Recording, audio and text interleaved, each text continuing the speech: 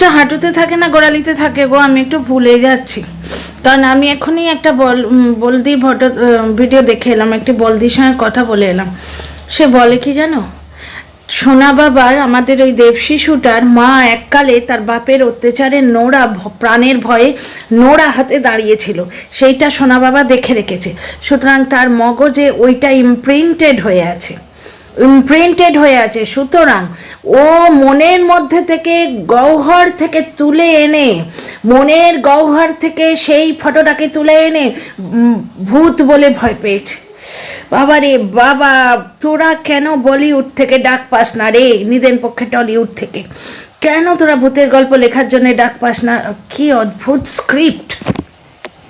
এদিকে এরাই বলতে বসে গা জোয়ারি করে যে বাচ্চা মাকে ভুলে গেছে, বাচ্চার মনের মধ্যে মা তো নেই, অথচ নোড়া হাতে যে মায়ের দৃশ্যটা সেইটাই মনে রেখে সোনা বাবা ভূত ভেবে ভয় পেয়েছে।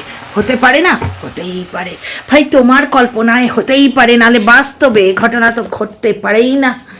এদিকে তোমরা দাবি করছো যে সোনা বাবা মাকে ভুলে গেছে, সোনা বাবার মনের মধ্যে প্রাণের মধ্যে মা নামক পদার্থটাই বেঁচে নেই, সে জানে মা মরে গেছে। এদিকে তোমরাই দাবি করছো যে সোনা বাবাকে মা মনে করে না, মানে সোনা বাবা মাকে মনে করে না, অথচ ভূত দেখার সময় সোনা বাবা মায়ের ওই নোড়া হাতে ফটোটি মনে করেছে।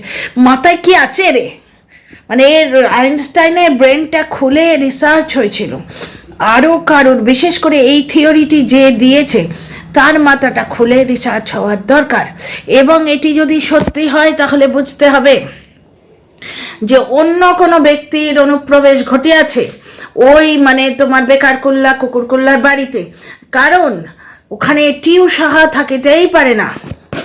কারণটা আমি বুঝতে পারছি না ভাই, এত বড় রকেট সায়েন্স আমার মাথায় ঢোকে না, বুঝতে পারছো তো?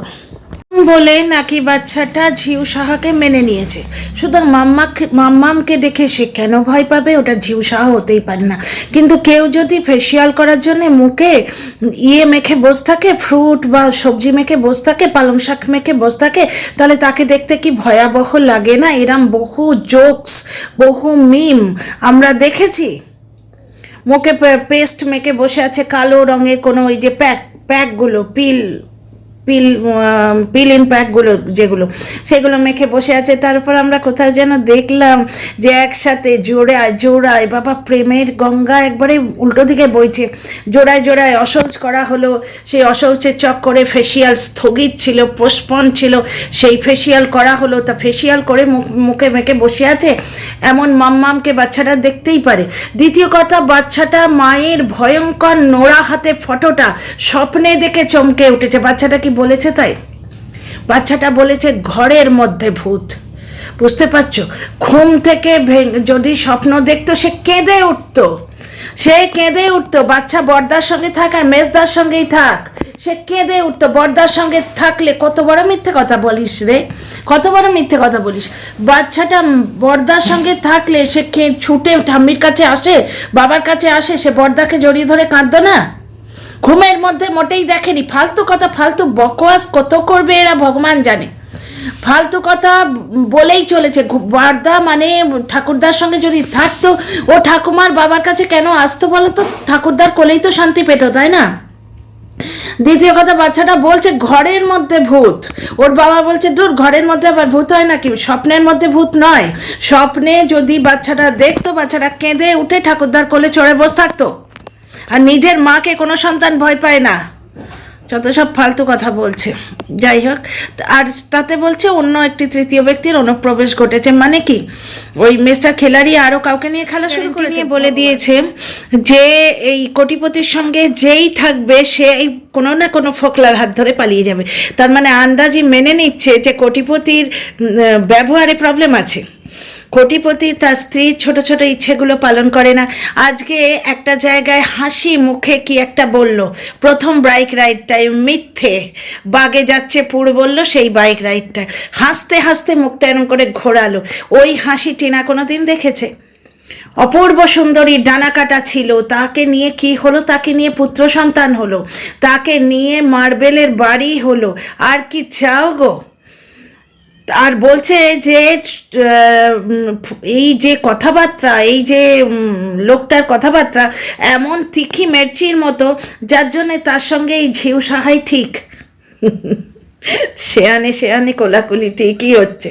দেখো এরা নিজেরাই উলঙ্গ করতে বসেছে তাদের পেয়ারের ইয়েকে, ব্লগারকে। ভাই টিনার একটার সময় জল খাবার খায়, সেটা একা আছে তাই। আমার সন্তান বাড়িতে না থাকলে আমি যা হোক কিছু একটা খেয়ে নিই, সন্তান বাড়িতে থাকলে প্রপারলি রান্না প্রত্যেক মা করে, একটা রুটিনে এলে তখন প্রপারলি ব্যাপারটা হবেই। আর টিনার সঙ্গে টিনার মা থাকে কোনো দিন, বেশিরভাগ দিনই টিনার মা থাকে। সন্তানকে সে খাইয়ে জলখাবার খাইয়ে স্কুলে নিয়ে যাবে এবং বাড়িতে আসার পর তাকে খাইয়ে দাইয়ে চান করিয়ে ঘুম পাড়িয়ে দেবে, হাতে ধরে তাকে হোমওয়ার্ক করাবে, সারা জীবন এবিসিডি পড়াবে না। ফালতু কথাবার্তা বলে তো, ফালতু কথাবার্তার কত জবাব দেব। ব্যাপারটা হচ্ছে এখনও একা আছে, এখনও ডেলি রুটিন আলাদা। আর বলেই দিয়েছে এই কোটিপতির জন্যে ওই কোটি ঝিউই ভালো, কারণ ওরও তিখি জবান, ভয় দেখাবো ভয় পাবো না। ভাই ভাই ভয় যে পায় না, না তাকে দিয়ে উঠোন ঝাড় দেওয়াও যায় না, বুঝতে পারছো? বাবা মা চাই না, দাদু ঠাকুমা এত ভালোবাসে, তাহলে সৎমাতার কি দরকার আর নিজের মাতারই বা কী দরকার? দাদু ঠাকুমার ভালোবাসাই যদি মেন হতো তাহলে গভর্নমেন্ট পলিসি করে মায়ের পেট থেকে বাচ্চাটা পড়লেই ছিনিয়ে নিয়ে ঠাম্মার হাতে দিয়ে দিত। তাহলে ঠাম্মার যে এই আজকে বয়স হচ্ছে, বাচ্চাটা নেগলেক্টেড হচ্ছে, এর দায় কে নেবে? আর অসৌজ গায়ে যখন গেছে সে দায় ছেলের।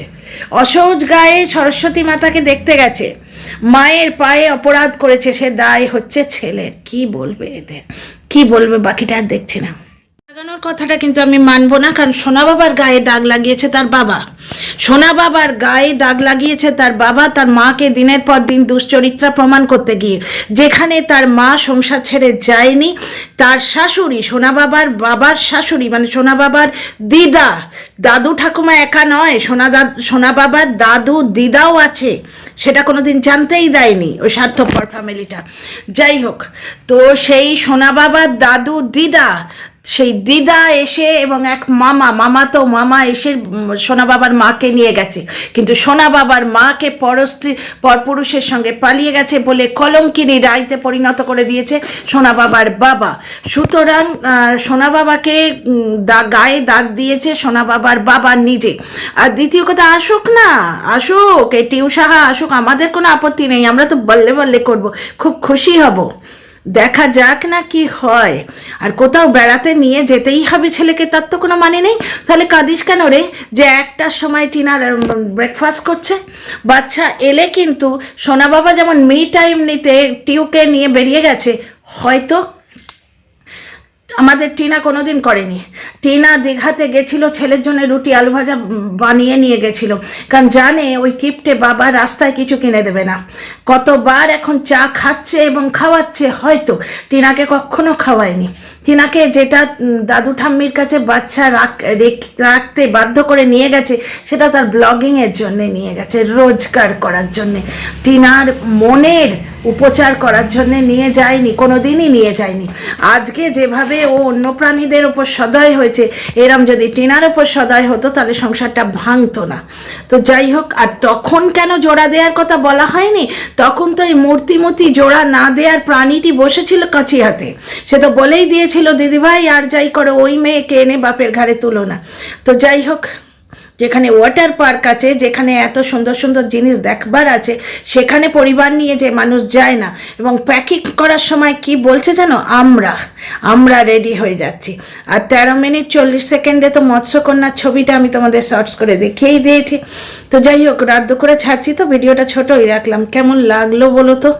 অ্যাকচুয়ালি এত বকওয়াস গাল গল্প শুনে না ডিনার বানাতে বানাতে এসে আমি ভিডিওটা করছি, কারণ এগুলো না বললে শান্তি হয় না।